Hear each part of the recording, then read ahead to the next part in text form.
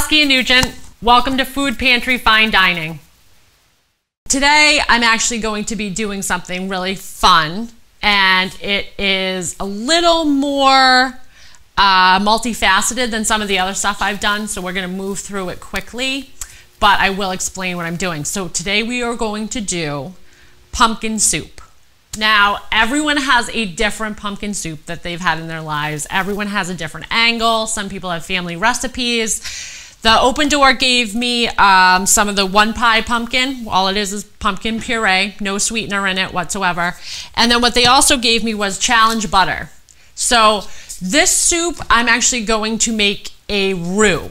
And if you've never heard of a roux before, it's R-O-U-X. And what it is a mixture of flour and fat, usually butter, equal parts, 1-1, that you use to thicken the soup or thicken whatever you add it to. So what we're going to do is we're going to start by making the roux. I actually have a pot heating right now for the soup. And in that pot, I have a small amount of oil. The reason I have oil in there, and then I'm also going to add butter, is because of the fact that the oil will slow down the butter from burning when they mix together in the pan. And also because I'm going to saute some items before I make the roux, which means I'm going to add a few things to the pot, saute them, add the butter, then the flour, which makes the roux, and then start to move through the soup. So this is very exciting. The amount I'm going to make is going to make about 4 servings, 4 large servings for this pumpkin soup. Again, many of the items I use, you can take out of the soup ingredients if you don't like them. I'll explain them as I'm going through, and I can tell you things that you can eliminate or change out for something else. So I'm going to start right now by slicing off a piece of the butter. And the reason I kept it in the wrapper is because it actually has measurements on the side, which help you know how much you're using. So I have 1/4 cup of flour here, so I want 1/4 cup of butter. So what I'm going to do is there's a little notch here that says 1/4 cup. I'm just going to cut that right there on the paper, set the butter aside, and now I have an exact measurement to match my flour. But we're not going to do these right yet. First, we're going to start off by adding a few things to the oil that's in the pan behind me to get the base started for the soup.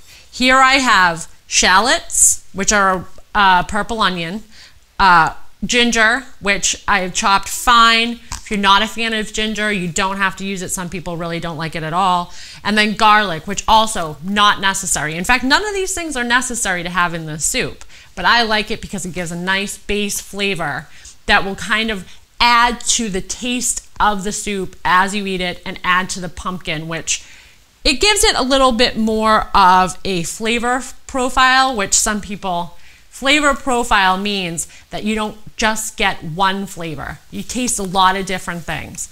So I'm going to start by adding these to the pot.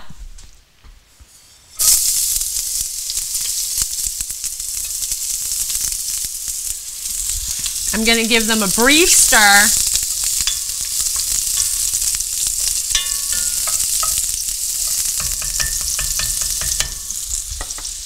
Let them have about a minute alone in that oil to start to soften them up a little bit and mix their flavors together. Then I'm going to actually start the roux. One thing I want to point out is the butter that I am using is salted. So if you are using a salted fat, you want to incorporate that into the amount of salt you would use in the rest of the recipe, because you don't want to over salt. So the next thing we're going to do is we're going to add the flour and the butter that I've already cut to the pot, and we're going to start to mix those together with the garlic and the shallot and the ginger. First the butter, and as you can see, the garlic is already starting to brown in the pot. You want to kind of slow that down a little bit. So I just turn the heat down a little bit. You're going to want to use a little spoon and let that butter start to melt. Oh, if you could smell this kitchen right now already, if you could just smell this. So this is one of the things about fall that I absolutely love, is the flavors that we get to start being able to use. The pumpkin and the shallots. We start being able to use a roux and making things a little more fatty and hot and warm, and it snuggle up. So, okay, now we're gonna add the flour, and we're gonna sprinkle it. You don't wanna just dump it all in one glob. You wanna kinda sprinkle it out and over, so that way it doesn't get too lumpy. And I'm actually gonna stop there. And you're gonna incorporate that into the fat.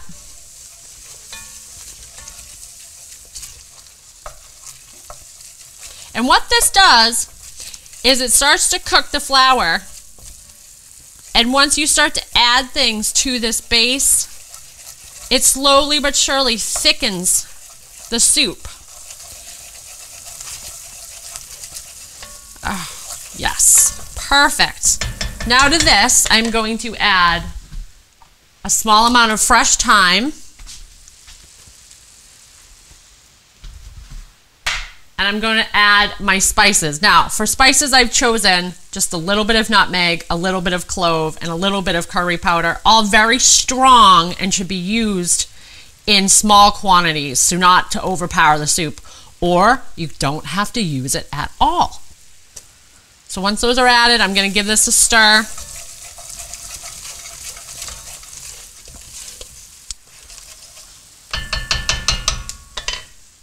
Now, I have also cut up the celery and the corn. I was given fresh corn and fresh celery as well in the produce bag. They make up these gorgeous bags filled with fresh produce that they give you. And two of the items in the bag were fresh corn, which is still, the corn is still at the end of its season, but it's still around, and some fresh celery. I'm going to add those into the mix so they can soften a little bit before I add the rest of the items. So I'm going to take my handfuls of chopped celery, which you can cut it into smaller pieces if you want, and again, you don't have to use it. But I'm going to take, this is about 2 cups in my hand worth of chopped celery.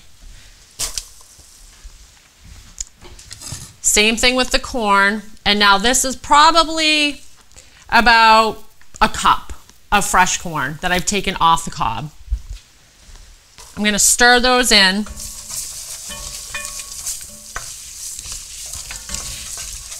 So you'll notice I haven't used any salt at all or added any salt to the soup. This is because of 2 things. There's salt in the butter, and I am going to use chicken stock. So chicken stock, it usually has a good amount of salt in it, and so I don't personally feel like it's going to need more salt, but by all means, once you have it put together, feel free to add salt if you need to. So the next thing we're going to add to this mix is I'm going to add a splash of sherry, cooking sherry, which you don't have to add, or you can change to apple cider vinegar, or even you can do a champagne vinegar or lemon juice if you choose. I just like it because it adds a little acid to the mix, and it helps everything kind of marinate together as they're cooking in the pot. It also gives a nice little back flavor to the pumpkin. That's why I'm using the sherry. Sherry kind of has a warm flavor that adds to fall cooking, which I enjoy. Usually I actually don't use it for the rest of the year. So I'm going to add this to the pot. And remember, it does have alcohol in it, but the alcohol cooks off in the soup.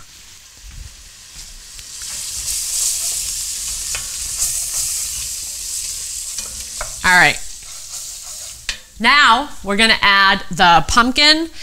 And just to make it a little bit interesting, I'm also going to add a roasted sweet potato. Now, they gave me sweet potatoes in the fresh produce bag as well, and I got so excited because you can use sweet potatoes in so many different things. One thing I do want to show you that's fun is that with a sweet potato, you roast its skin on, oil it a little bit, and then when it cools, you can just pull the skin right off of it. It's very easy. It's very simple. This one, I'm not going to peel all the way because we're just going to put our fingers in and tear out the sweet potato a little bit. So I'm actually going to cut this guy in half to move it along, take the skin off,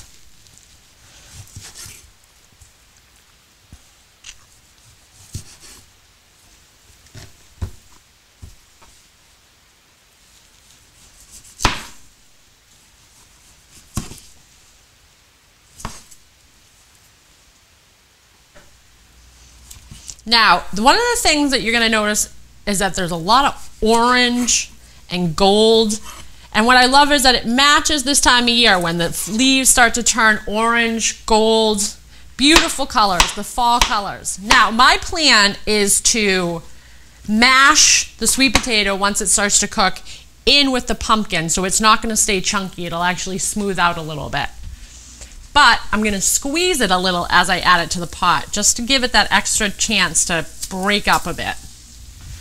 And I'm going to do that. You're more than welcome to cut them into chunks. And again, you don't have to use sweet potato at all if you prefer.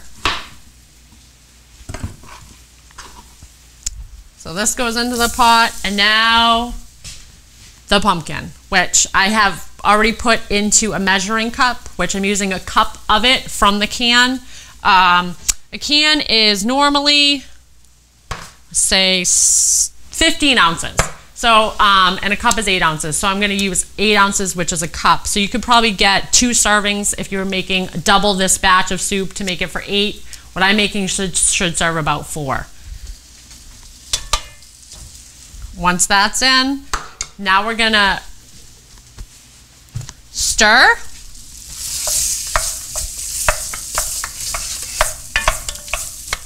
And as we stir, we're going to smash the sweet potato a little bit.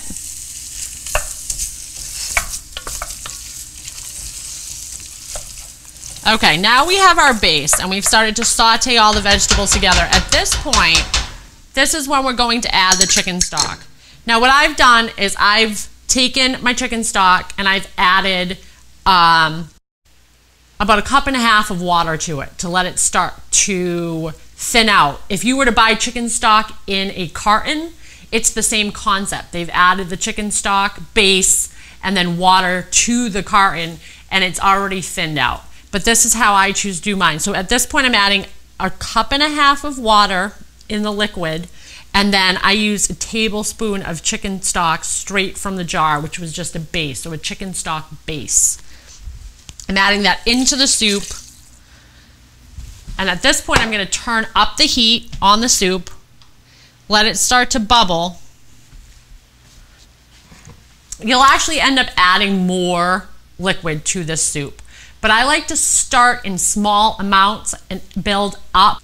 It stops you from adding too much liquid to the soup and having it become too watery. Okay, so at this point now, the soup is starting to heat up. You're going to keep stirring.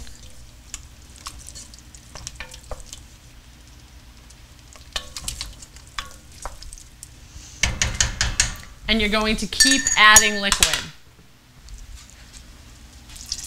And what you're looking to do is you're looking to add enough liquid so that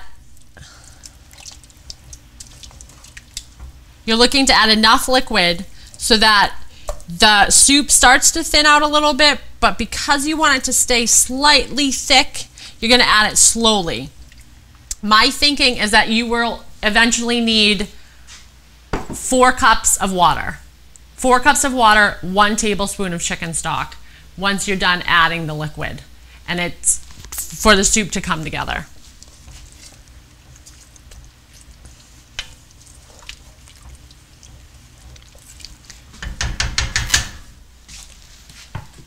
More.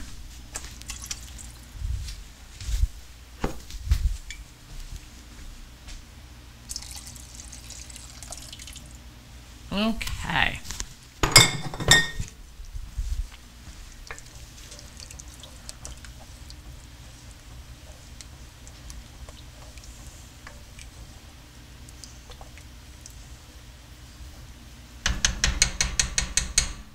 Now, you're going to let the soup come up to a boil.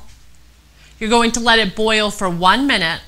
This will let everything, all the flavors incorporate into the soup, and it'll also break down the sweet potato a little bit more. If you have a handheld mixer, some people do, you can use that in the pot. I don't have one and I don't actually love them, but some people do like using them because then you can stir things while they're in the pot, and that actually what it does is it actually smooths out the lumps in the soup without you having to do the work.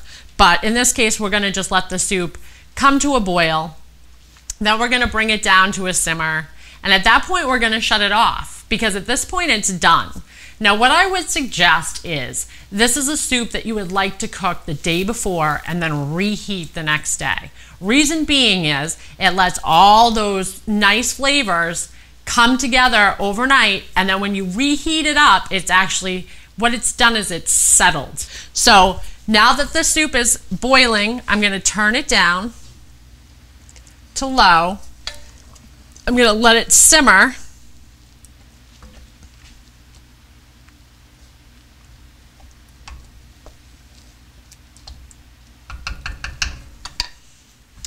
And then we're going to test it out. So what I'm going to do is I'm going to put it in a small bowl and I'm going to serve it with croutons. I've made croutons with the bread that I was given from the Open Door, but you can do it with any kind of bread you like. You can also not serve it with croutons at all. So in this case, I'm actually going to add a little bit of Greek yogurt and I'm going to add one of my homemade croutons that I made. So let me just...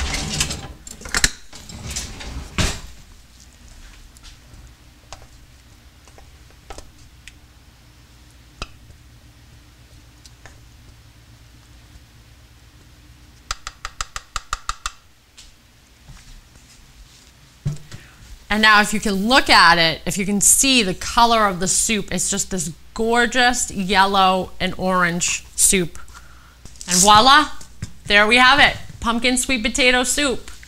So next episode of Food Pantry Fine Dining, which would be number 5, so come back and visit me, what we're gonna do is we're going to take an interesting approach to one of the most easy things that you could ever cook for dinner, which is fish sticks. So come back and hang out with me and let's eat some fish sticks. Thanks for joining us on Food Pantry Fine Dining. I'm Saskia Nugent. See you next time.